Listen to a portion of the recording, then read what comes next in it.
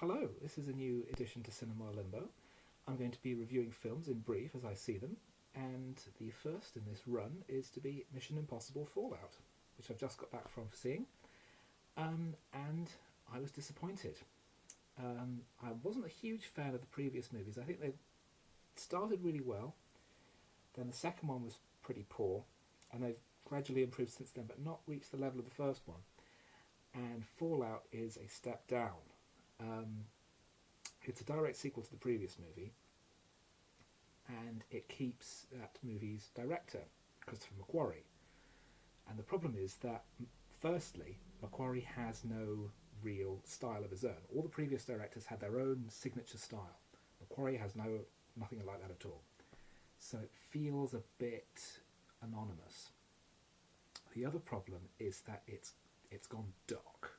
This is the gritty adult Mission Impossible movie. This is it wants to be the Logan of the Mission Impossible movies. It wants to be the Skyfall.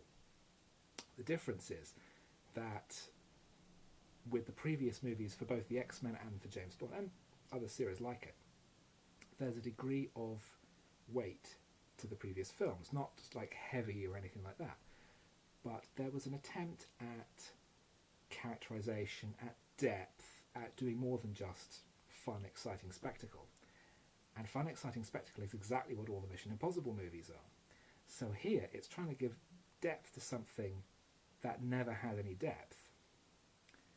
And the analogy that I thought of is it's like trying to make a meringue with cement, because you're trying to impart weight to something which by its nature needs to be light. So that's a problem. This tone issue, it feels like it's trying to be weighty and serious and dramatic, but it doesn't work. Tom Cruise is doing his movie star performance, not his acting performance. So Ethan Hunt, like in all the previous movies, doesn't really have any depth. He's just a guy who goes around running and fighting and shooting, which is fine in an action movie, but this is trying to be more of a character movie as well, and it doesn't work. The supporting performances are generally very good. Henry Cavill is very good as a new member of the team. Sean Harris is back as the villain, Solomon Lane, and is very creepy and very menacing, and he's really terrific. There are two really great action scenes. There's a car chase. There it goes now. And there's an excellent fight sequence, both of which were in the trailer. There was a bit of discussion that Wes Bentley is in the movie, but he's not in the trailer. The reason is because his character does almost nothing. He's in, I think, 3 scenes towards the end of the movie and contributes nothing to the film. That's why he's not in the trailer. And so it's competently made. There's nothing wrong with it. It's very long. It's nearly 2.5 hours.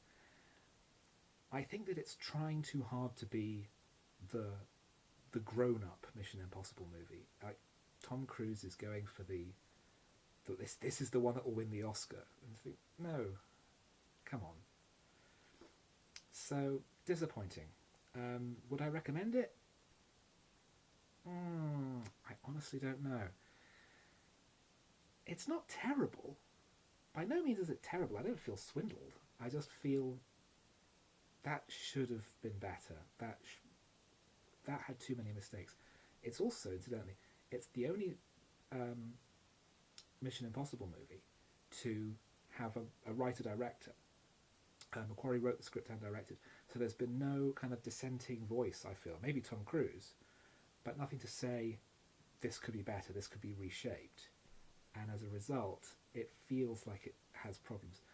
Alec Baldwin plays the voice on the tape, and he's in a couple of scenes, and it feels like he's still playing the character from 30 Rock. It feels like a really weird, mannered performance. He's doing all the Alec Baldwin twitches and ticks, and it looks odd.